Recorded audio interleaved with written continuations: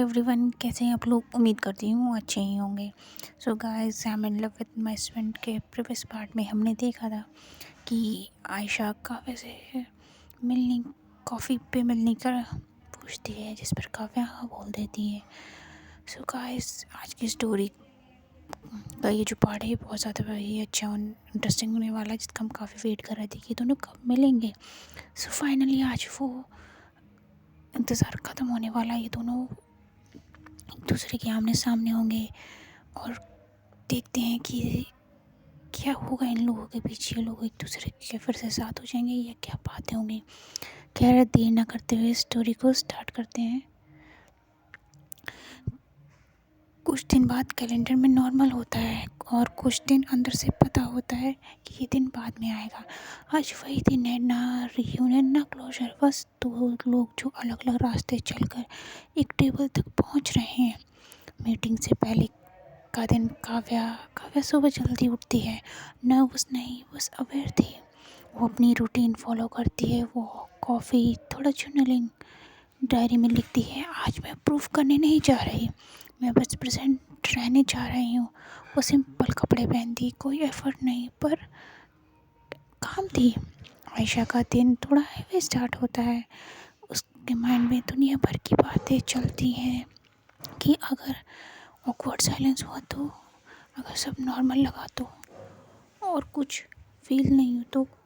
फिर उसे थेरेपिस्ट की एक लाइन याद आती है कि एक्सपेक्टेशंस कम रखना और अवेयरनेस को ज़्यादा रखना। आयशा गहरी सांस लेती और बस रेडी हो जाती है। कैफ़े का एटमॉस्फेयर देखते हैं।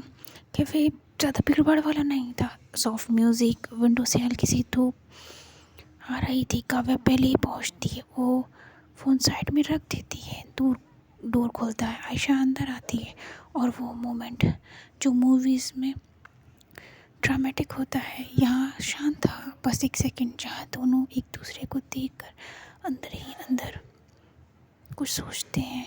हाँ, हम बदल गए हैं। उन दोनों का फर्स्ट आई कांटेक्ट, कोई रश नहीं, कोई हग नहीं, बस एक सॉफ्ट स्माइल। आयशा बैठते हुए कहती है हाय। काव्या भी सेम टोन में हाय बोलती है और सरप्राइजिंग ये एक वर्ड ऑकवर्ड नहीं लगता। शुरुआत कन्वर्सेशन में पहले 5 मिनट बिल्कुल नॉर्मल बातें, वर्क, थेरेपी, सिटी, वेदर, पर इस नॉर्मलसी में एक नया कंफर्ट था। ना कोई ओवर एक्साइटमेंट, ना गार्डेड वॉल्स। फिर एक पॉज आता है। आयशा कॉफ़ी कप को देखते हुए बोलती है मैं थोड़ी डिफरेंट फील कर रही हूँ आज। काव्या सॉफ्टली पूछती है गुड डिफरेंट या स्कैरी डिफरेंट। आयशा हल्की सी स्माइल करती है और बोलती है दोनों। वो ऐड करती है कि पहले तुमसे मिलते वक्त मैं ये तो या तो बहुत खुश होती थी या बहुत एनेक्शियस। आज बस प्रेजेंट हूँ। काव्या सुनकर सर हिलाती है। काव्या थोड़ा रुक कर बोलती है कि मुझे लगा था मिलते ही पुरानी फीलिंग्स लाउड हो जाएंगी, पर वो अब सॉफ्ट लग रही हैं। आयशा ध्यान से सुन रही होती है। कोई हर्ट नहीं, बस क्यूरियोसिटी। काव्या कंटिन्यू करती है कि और ये अच्छा लग रहा है कि क्योंकि अब मैं चूज़ कर सकती हूँ, रिएक्ट नहीं। कन्वर्सेशन में पास्ट का नाम नहीं आता, पर दोनों को पता है कि वो पास्ट उनके बीच बैठा है, लेकिन अब कंट्रोल में है।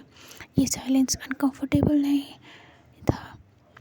बातें चलती रहती हैं और एक मोमेंट आता है जहाँ दोनों एक साथ हंसते हैं।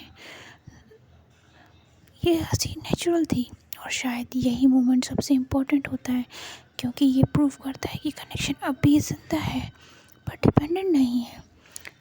1 घंटा, फिर तो कोई जल्दबाजी नहीं थी। जब बिल आता है तो दोनों एक साथ बोलते हैं आई पे, फिर दोनों हंस देते हैं। ये छोटा सा मोमेंट बिल्कुल नॉर्मल लगता है और शायद इसी में कंफर्ट था।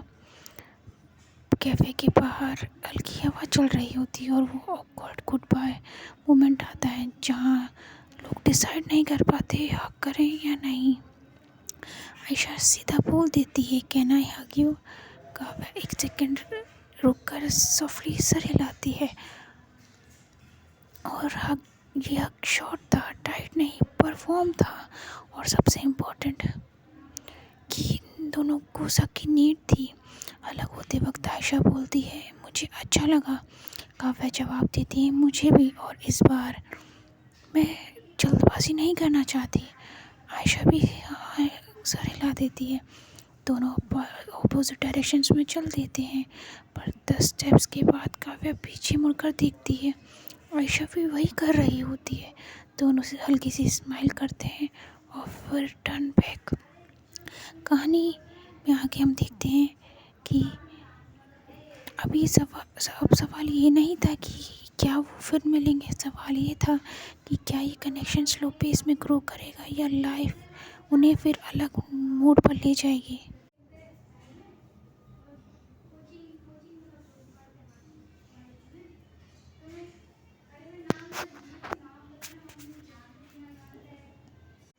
मीटिंग के बाद कभी कभी एक मीटिंग कन्वर्सेशन से ज़्यादा उसके बाद ही खामोशी में समझ आती है।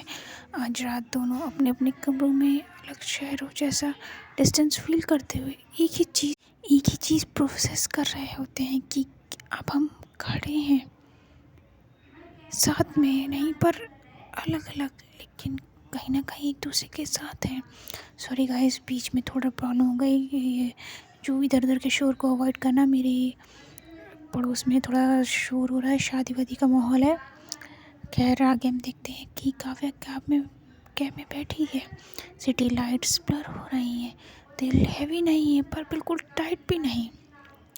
वो नोटिस करती है कि मीटिंग के बाद वो खुद को चेक कर रही है कि क्या मैं इमोशनली ड्रेन हो गई हूँ या मैं ओवर थिंक कर रही हूँ, या फिर मुझे उसकी इंटेंस आ रही है। और उससे सरप्राइज़ होता है, आंसर है नहीं। घर आकर काव्या डायरी खोलती है। वो लिखती है कि आज मैं उससे मिली बिना अपनी आइडेंटिटी लूज़ किए, और शायद यही सबसे बड़ा चेंज है। वो रियलाइज़ करती है कि आयशा के साथ अब भी वही गर्माहट फील हो रही थी उसे, पर वो डिपेंडेंट नहीं थी, और ये फीलिंग थोड़ी खटी मीठी थी। काव्या के मन में एक ख्याल आता है कि आज अगर हम फिर से क्लोज हुए तो मैं चाहूँगी कि ये चॉइस हो, ज़रूरत नहीं।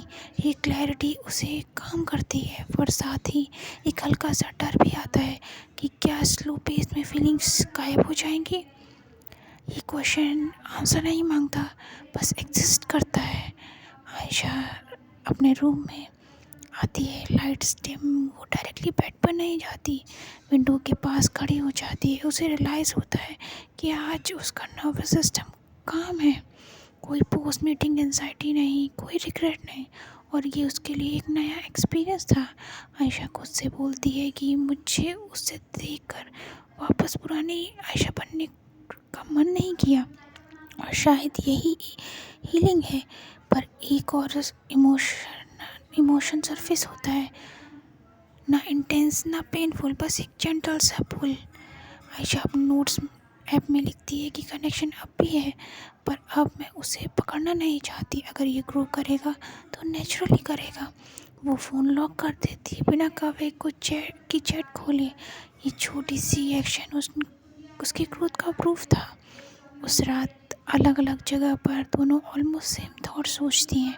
शायद प्यार को मैच्योर वर्जन इतना लाउड नहीं होता, और ये थॉट उन्हें कंफर्ट भी देता है और थोड़ा सा अनश्योर भी। रात को काव्या का फ़ोन लाइट अप होता है। आयशा का नाम नहीं, एक अननोन नोटिफिकेशन। काव्या स्क्रीन देखती है और एक्सप्रेशन चेंज हो जाता है। शॉक नहीं, पर कंसर्न। सीन कट और कहानी यहीं रुकती है, क्योंकि जब सब फाइनल स्टेबल लगने लगे तब लाइफ अक्सर एक नया लेयर ऐड कर देती है। सो गाइस, आप लोगों को क्या लगता है कि इन दोनों की अच्छी सी मीटिंग के बाद अचानक से क्या चीज़ ख़राब करेंगे? खैर, ये तो डेस्टिनी है ही कि जब कोई चीज़ें अच्छी चल रही हो तो बीच में ख़राब होनी ज़रूरी है। एंड स्टोरी में आगे क्या होगा इसके लिए तो आपको नेक्स्ट एपिसोड देखना पड़ेगा, तो मिस मत करना। एंड तब मिलते हैं नेक्स्ट एपिसोड में, तब तक के लिए ठीक है, bye bye, good night and thank you for the support.